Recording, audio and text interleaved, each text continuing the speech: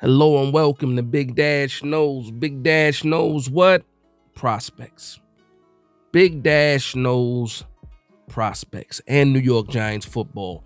Let's go. As promised, this is going to be part 2 of my combine watch list. My emphasis on my combine watch list, people that I am looking at in this combine, have some interest in, want to know what's going on with these people, want to see if some things can get checked off. That's the main meaning of this video, or the theme of this video, and my combine watch list. I'm not going to get everybody. I might miss somebody. I might not talk about the person that you like, but you guys are so good. You let me know in the comments down below if I miss somebody, and I appreciate that. And before we get into this video, please hit that like and subscribe button if this is your first time on the channel and you are a football fan. I usually say if you're a Giants fan the way that I'm a Giants fan, go ahead and hit that like and subscribe button. I'll say that too. But if you're also, because it is combine, pro day, draft time, if you are a football fan the way that I'm a football fan, go ahead and hit that like and subscribe button as well. Now let's get right into it. I'm going to talk about the defensive tackles. And I do have my handy dandy notebook. You see it. All my notes and stuff is here. Don't pause and try to get my notes. Nah, it's all good. But I'm just going to start with the defensive tackles. Now, number one on the list, and I'm going to go straight off of my notes, Jer'Zhan Newton from Illinois. I want to see what this guy can do in the combine. The tape speaks for itself. The tape speaks for itself for Newton. I just want to see if he can sweeten the pot with some good numbers in the combine. I'm curious to see how much he bench press. That'll let me know how much of a gym rat he is. I'm curious to see if he runs. I want to see how fast, because he looks fast on tape. He has a heck of a first step, has some good speed to power. The guy's fantastic. He's going to make a lot of people happy. And I'm curious to see how this guy tests. So Jer'Zhan Newton, easy guy that I'm looking out for. Byron Murphy out of Texas. Now, there's two tackles out of Texas. You have Byron Murphy. You also have T'Vondre Sweat. Now, Byron Murphy, I think, is a 3-down defensive tackle. Not even I think. Byron Murphy is a 3-down defensive tackle, 4-down defensive tackle, if you want to be honest. And T'Vondre Sweat is more of a 2-down defensive tackle, in my opinion. So, you take with that what you want. Byron Murphy is going to be a game changer. He's going to be a game changer. You get him into the right situation. He'll be able to hold his own, but if you're able to team him up with somebody that's already, pretty good on the defensive line, then you got something really cooking. You got something really cooking with Byron Murphy. T'Vondre Sweat, again, I said, this is a 2-down defensive tackle. The guy is huge, 360 pounds. 360 pounds, and if I look at my notes on T'Vondre Sweat, I want to know what his conditioning is. I want to see how he does in these drills. And I do put my notes say conditioning, 2-down DT. That's what I have for T'Vondre Sweat. I'm curious to see how he does in the combine. I'm curious to see how the kid does, and we'll see what happens. After that, I have Chris Jenkins. Chris Jenkins after Michigan, son of Chris Jenkins Sr. We might know him from the Carolina Panthers. I forget where else he might have played, but all around good. I believe he could be a 3 technique. My notes say star potential, 3 technique with a question mark. Can he be a 3 technique, or is he, a 4-3 defensive tackle? We'll see what happens with that. Another guy on the list is Ruke from Clemson. His last name is Oro. I only put down Ruke O. I'm not writing all those letters, no disrespect. And I do have some personal notes for Ruke. It says, need that. I need this guy on the New York Giants. Quick and explosive. He is very quick, very explosive, and he's also still a little bit raw. Does not have a lot of football, in it as far as experience goes. But it just goes to show you this man is already most likely a day 2 pick and only has about, I believe they said 3 to 4 years of football played. And the last note I have for him is give him the Andre Patterson. For those that are not New York Giants fans, maybe not Minnesota Vikings fans. I forget where else Andre Patterson is one of the best defensive line coaches in the NFL. And I think that with this guy being so raw, if you can get a guy like Ruke or Ro in that second round pick for the New York Giants, depending on what we do in the first, I'll appreciate it. If he falls into day 3, maybe, possibly, don't know if that's really going to happen, then I definitely want to see if we can get this guy on the Giants. Okay, so now I'm going to move on to some other names on it. Now, this guy had a very good Senior Bowl week. This is Braden Fisk out of FSU. I'm curious to see where I have him listed as a day 3 guy. I got into a mini debate. Some people say there's no way he's making it out of the second round. I can see him going day 2. I don't know if that's going to, if he's going to be a second rounder, but I can see him going day 2, maybe late second, third round for sure. I can see that happen. I wouldn't be surprised if something like that happened. Michael Hall out of OSU, another guy, possible 3 technique, good weight, good speed for a guy, for DT. I like that. Leonard Taylor out of Miami. Now, the one thing with Leonard Taylor, not always the healthiest, but explosive. Kind of like the same with Ruke.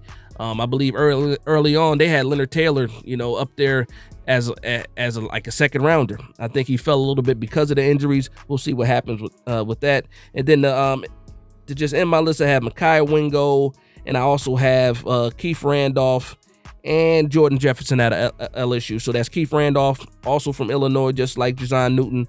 Mekhi Wingo out of LSU, Jordan Jefferson out of LSU. So that'll round up my list for the defensive tackles. Let me know what you guys think about this defensive tackle list. Let me know who I missed, because I'm always missing somebody. Let me know about, some of the dark horses and some of the sleepers that you have in the defensive tackle prospect room. And then with that being said, I'm going to close the door on defensive tackles, and I'm going to open the door to the edge room. Now, when it comes to the edge, there are a lot of prospects here, and a lot of guys are moving up the board. Senior Bowl week came. We saw a lot of names off from that Senior Bowl week. People are shooting up the boards now. And but let's start with some of the names that are mostly known. Also on my watch list, I have Dallas Turner out of Alabama. I have Latu Luatu from UCLA. I have Jared Verse out of FSU. Most likely could possibly be the first edge rusher off of the board. Latu, I'm curious about Latu because I want to see, what he tests. I don't think he'll have the best combine as far. I don't think he's going to blow up the combine, but I'm curious to see how he tests, because the tape speaks for itself. He had the injury issues. I'm curious to see how the medicals come back for him. So that's one thing I'm looking for. When it comes to Jared Verse, I want to see what he runs in the 40. I know a lot of people say it doesn't matter what you run in the 40. It does not matter what you run in the 40, but that's what I want to see. I want to see him run the 40. Everything else is pretty much solidified on tape. Another guy that I have is Chris Braswell, another Alabama prospect. Roll Tide. You already know how we do here. Roll Tide already. Chris Braswell. Now, some people say, they like Chris Braswell a lot, maybe even up to the point where he might be a first rounder. I do have him on that list as maybe a late first rounder. I like him better in day 2. For selfish reasons, I want New York Giants to get an edge. But I like Chris Braswell. I think he brings you a little more thump than Dallas Turner does. And we'll see how he tests. And then also Braylon Trice is another guy out of Washington that's been, moving up the boards.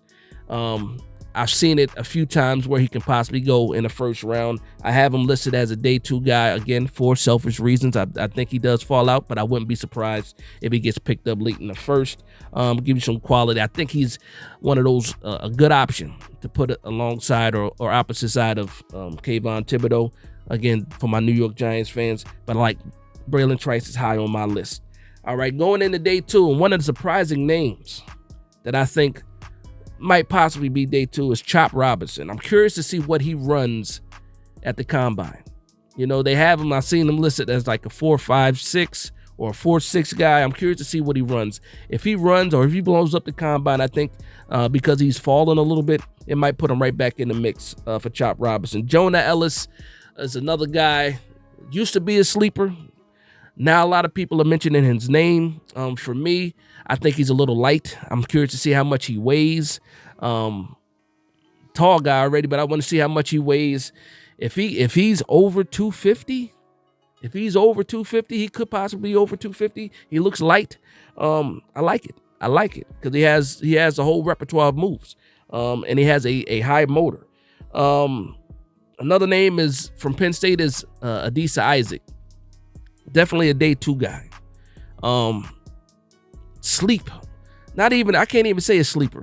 this guy can actually do a little bit. And actually can do a lot of bit. I like Adisa Isaac. And then we have Brandon Dorless.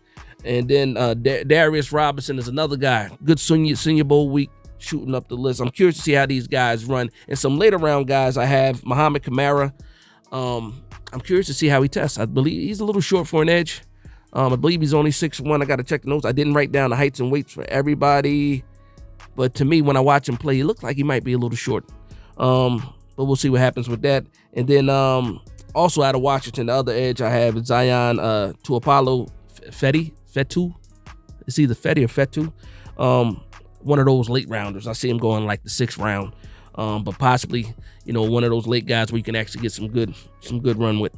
All right, so closing the door on the Edge Room. And again, please like, comment, and subscribe and let me know what you think about the Edge Room and who I missed. Next, I'm going to talk about the interior linebackers. Now, this is a short list, a very short list. So when it comes to the interior linebacker, there's only one guy I can see going day one, possibly. I really don't think any inside linebacker goes day one. But the first guy on my list out of Texas A&M is Edgerrin Cooper. This is a plug-and-play, guaranteed starting linebacker, interior linebacker. He is ready to go already. Versatile, can do everything you want your middle linebacker to do, and I think he's going to be a very good prospect and make a team very, very happy. Another guy that's right behind him, and if you want to, you can push and say that he could go possibly day one. I really don't think so. I think the injuries history that he has keeps him back, but talent jumps off the screen. And again, I like guys that talk trash and can back it up, and Peyton Wilson from NC State can talk trash and he can back it up. I'm curious to see how he runs. I think he's going to test well. I'm curious to see if he can run a 4.5 40. If he can do that, man. But like other guys, I think he's a little light. If he's 229, 230, I would like him to be, 235, 240, possibly, if he can get up to there. Again, you don't need these gigantic middle linebackers anymore. Everybody's playing in that 230 to 240 range now. The New York Giants even have a guy, and Bobby Okereke, that's in that 230 range. So you know what? I take it back. I just want to see how much he weighs because I'm just curious. He looks a little light. He can get a little bit stronger though. Also on the list for linebackers, and I'm just going to read some of the notes that I have. I have Jeremiah Trotter. Again, if you are a New York Giants fan, you know the name Jeremiah Trotter because of his dad. One of the most hated teams in the league, the Philadelphia Eagles, at least in my opinion, the most hated team. Philadelphia Eagles, the team I hate the most. Jeremiah Trotter Jr. is on this list out of Clemson. I just want to see him compete. I want to see him, do the drills. He's a traditional linebacker. He thumper. Run support. He's one of those type of guys. Not the tallest. 6 foot, I believe. I'm curious to see, if he's really like 5'11". We'll see what happens with that. But yeah, Jeremiah Trotter is on that list. And then to round it off, I have Cedric Gray out of UNC. Deaf piece type of guy, but pretty versatile. I have Curtis Jones out of Penn State. I think he might surprise a few people. And then Omar Speights from LSU, another athletic guy, should test very, very well like LSU guys normally do. Closing the door on the linebackers. Next, let's move it on to the cornerback room. We got 2 position rooms left, cornerback room and safety. Let's talk about these cornerbacks. Now, the most intriguing guy I want to see in this combine for the cornerbacks is Cooper DeJean from Iowa. I want to see how fast this kid really is. He looks fast on tape. His game speed is fine. I'm curious to see how fast he really is for a number of reasons. Good height, good weight. Want to verify those things, check that box off. I want to see how fluid his hips are. I want to see him in those drills, coverage drills. Cooper DeJean is very, very intriguing to me. He's first on my list for that purpose. Then we have the Bama boys. We have Kool-Aid and we have Terrion Arnold. I just want to check the box with these guys. I want to see how fast these guys run the 40. I don't think they're blazers, really, but I'm curious to see what they test. I'm curious to see if Terrion Arnold, because he's very physical. I'm curious to see how he runs in his fluidity. I think it's fine. Again, I'm a little bit biased. I'm a Bama fan, so it is what it is when it comes to that. And then the darling that shot up the charts, that shot up the boards, is Quinyon Mitchell.